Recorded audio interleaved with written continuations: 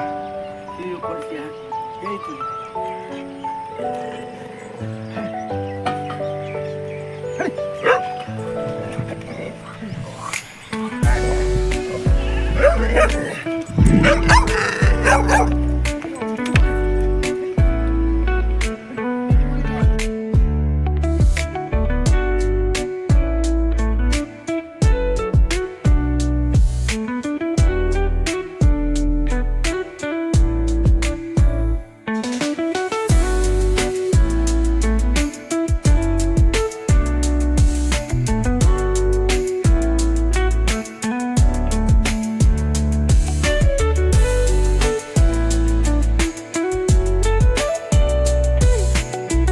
अभिनंदन. इंटरनॅशनल कुस्ती स्पर्धेमध्ये तू गोल्ड मेडल मिळवलेला आहेस. तर तुझा हा प्रवास कसा राहिलेला आहे, तू काय सांगशील? सर मी सगळ्यात पहिल्यांदा तर इथं लोगावला राहिलो आहे नाही का, म्हणजे ते सगळ्यात पहिल्यांदा मी लोगावमध्ये रायबत मी प्रॅक्टिसला जायचं नाही का, म्हणजे लहान होतं तेव्हा. तर तो आम्हाला कोच शिकवाय सोमनाथ भाऊ मोजे वस्ताद, सोमनाथ रागपस्रे होते नाही का आमचे वस्ताद, प्रीतम भाऊ सगळे असायचे नाही का. तिथं मी 2-3 वर्ष आपली केलं. नंतर मी थोडं चांगलं झाले, मला लोणीकंदला जनता राजा संदीप बाप्पा बोंडेकडे पाठवलं प्रॅक्टिसला नाही का. मी पहिलं 2-4 महिने तिथं स्वतःची फी बी भरून राहिले नाही का. मग नंतर त्यांना माझी कुस्ती बिस्ती आवडली, तर मला मग त्यांनी दत्तक घेतलं. मग तर मला दत्तक घेतलं.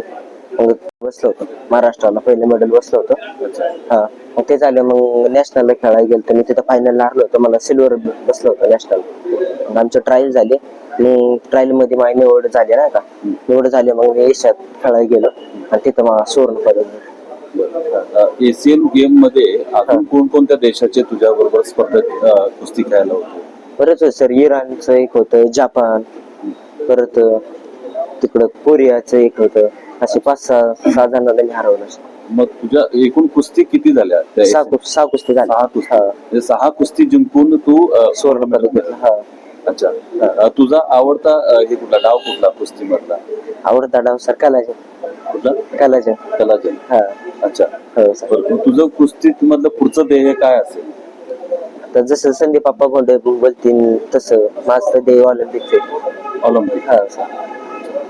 मग कुस्ती बरोबर तुझं शिक्षण चालू आहे? चालू आहे सर शिक्षण बी. आपण बाहेरून पेपरला 10वी चालू आहे, 10वी आहे ना आता सध्याला. तुझी एकंदरीत परिस्थिती पाहतेची मागणी वगैरे करशील का? नाही सर, आपलं थोडं मिळेल बसल्या नोकरी बिकरीचं तेवढं आपलं ते झालं तरी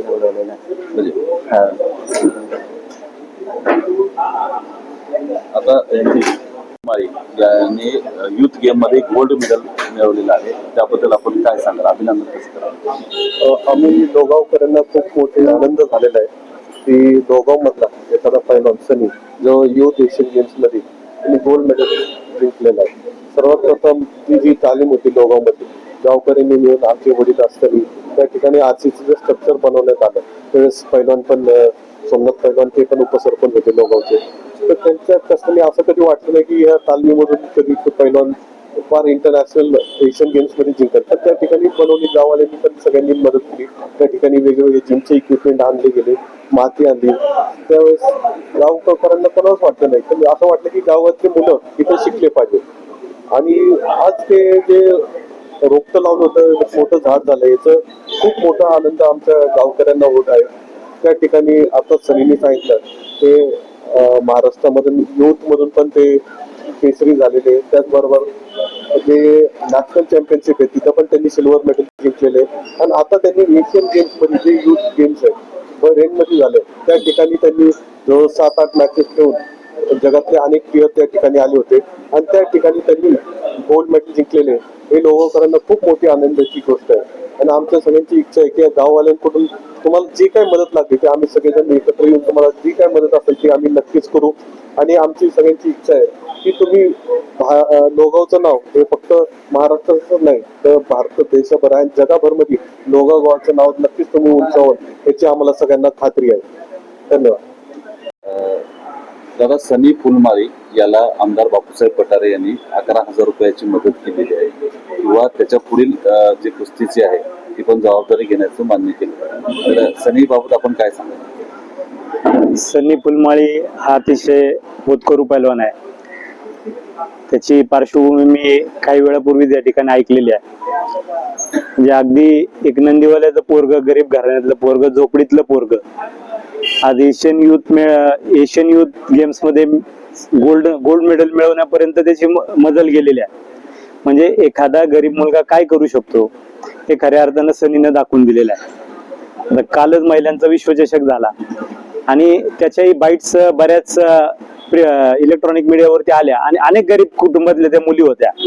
आणि जवळजवळ 47 वर्षानंतर जो वर्ल्ड कप आपण जिंकला महिलांचा क्रिकेटचा, त्यामध्ये एवढा आनंद लोकांना झाला. तेवढाच आनंद एक लोगावकर म्हणून, आणि या वडगाव शहरी मतदारसंघाचा भाग आहे लोगाव, त्याचा आनंद आम्हाला देखील झालेला आहे की आपल्यातलाच एक तरुण आज इथपर्यंत मजल मारलेली आहे. आज जानताराजा सारख्या कुस्ती केंद्रामध्ये तो आज प्रशिक्षण घेत आहे.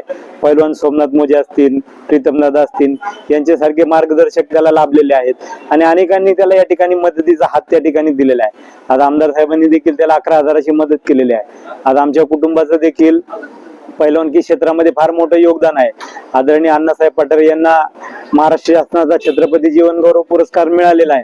की हेच कारण आहे त्याच्या पाठीमागचं की जो कोणी होतकरू पैलवान आहे त्याला जी काही संधी उपलब्ध झालेली आहे त्या संधीचं सोनं करण्यासाठी जे पाठबळ लागते ते खऱ्या अर्थाने देण्याची भूमिका सातत्याने आमची राहिलेली आहे.